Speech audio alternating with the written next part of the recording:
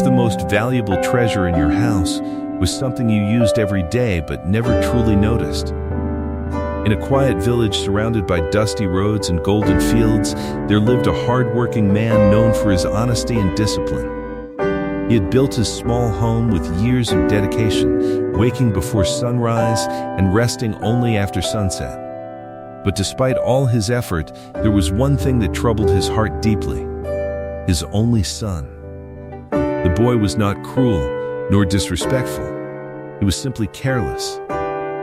While other young men helped their families in the fields or learned trades from skilled craftsmen, he preferred wandering through the village streets. He spent hours talking idly with friends, watching travelers pass by, or lying under the banyan tree staring at the sky.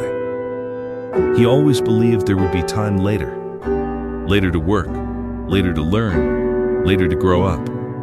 Whenever his father tried to advise him, the boy would nod politely, but nothing changed.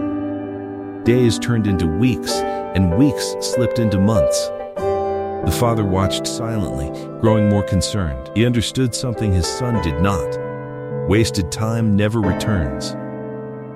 One evening, as the sun dipped below the horizon and painted the sky orange, the father sat alone in his room. His eyes rested on an old wooden cupboard in the corner. Inside it was something simple, yet powerful enough to teach a lesson words could not.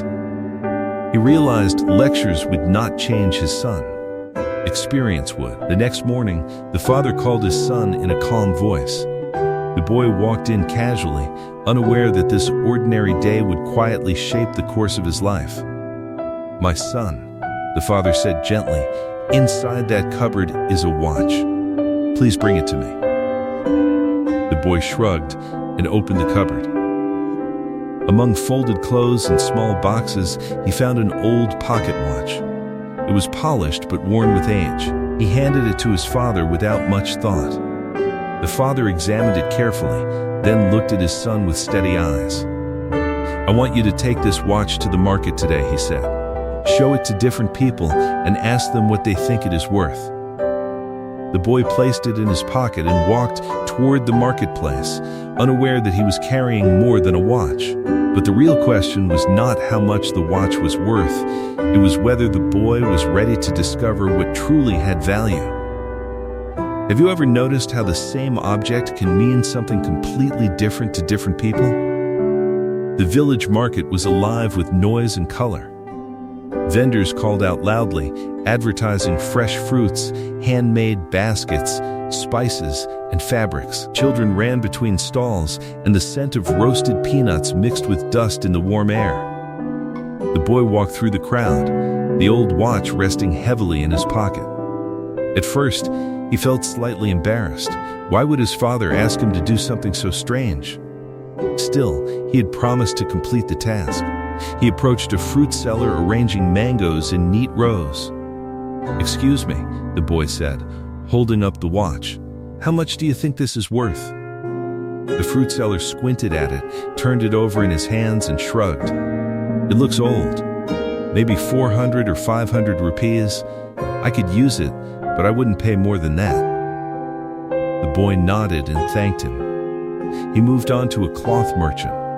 This man examined the watch more carefully. "The design is nice," the merchant said thoughtfully. "It seems sturdy. I would say around 800 rupees. The boy's eyebrows lifted slightly. That was already more than the first offer. Curious now, he continued. A goldsmith inspected the watch with sharper eyes. "It's not made of gold," the goldsmith said, tapping it lightly, "but the craftsmanship is decent. I might pay 1,000 rupees for it." 3 people. 3 different prices.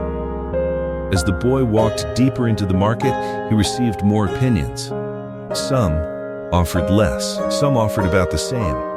A few barely glanced at it before naming a number. One man laughed and said, "It's just an old watch. Why bother?" The boy began to notice something interesting. No one seemed certain. No one agreed. Each person judged the watch based on their own understanding, needs, and experiences. To the fruit seller, it was just an accessory. To the merchant, it was a practical tool. To the goldsmith, it was material and craftsmanship. By late afternoon, the boy felt puzzled. How could the same watch have so many different values? Was there no correct answer?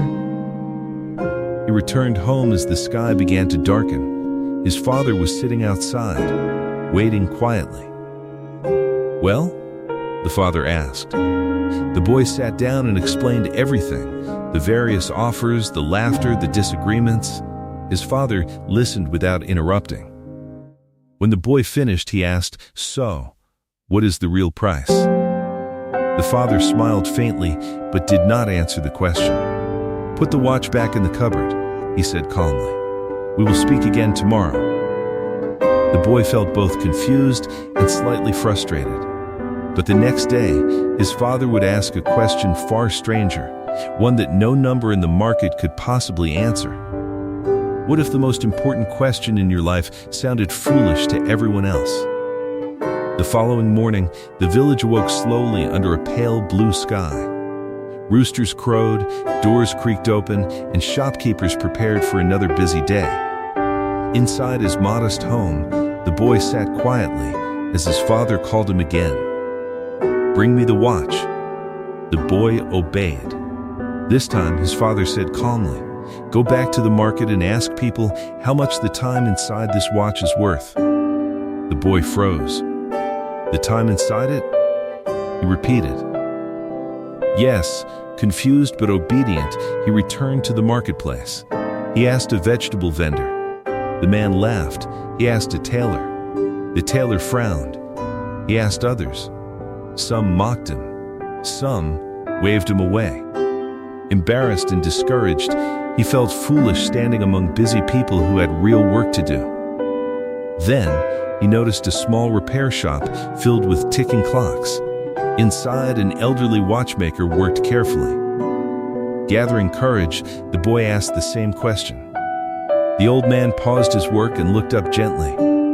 "That," he said softly, "is not a foolish question." The boy blinked in surprise. "The watch can be priced," the watchmaker explained. "People judge it differently. That is why you receive different answers." He held the watch close, listening to its ticking. But the time inside it cannot be priced. You can earn money again if you lose it. You can rebuild a house. You can recover many things. But if 1 minute of your life passes, can you ever buy it back? The boy felt silence settle inside him. Even if you offered mountains of gold, the old man continued, no one could sell you a single second that is already gone. The ticking filled the small shop like a living reminder. Every person in this world receives 24 hours each day, the watchmaker said gently. Rich or poor, young or old. The difference lies in how those hours are used. The boy's understanding deepened. When he returned home and told his father everything, something inside him had shifted. That night, he lay awake thinking. The next morning, before sunrise, he made a decision. He woke up early. He joined his father at work. The labor was difficult. His muscles ached. Sweat formed quickly, but he kept reminding himself, this hour will pass anyway. How do I want it to pass? Days turned into weeks. He structured his routine. He reduced distractions. He began learning carpentry from a craftsman in the village. He even studied basic lessons in the evenings. The village noticed. The same boy who once wandered aimlessly now moved with purpose. Old friends tried to pull him back. Come with us. Work can wait. For a moment, he felt tempted, but he asked himself one question. Will this build my future or only comfort this moment? He chose carefully. He learned to guard his time, yet he also learned balance. One afternoon, he saw an injured traveler surrounded by onlookers. He had plans, he had responsibilities, but he stepped forward to help. He realized something important. Time used for kindness is never wasted. Years passed. The boy became a respected young man. Skilled, disciplined, dependable. He valued not only his time, but the time of others. One evening, he picked up the old pocket watch again. Its ticking was softer now, but steady. He smiled. Time is free. Time is fair. Time is priceless. You cannot store it. You cannot own it. You cannot buy it back. But you can choose how to spend it. And in the end, the true value of time is not measured in seconds, but in the life you build before they run out.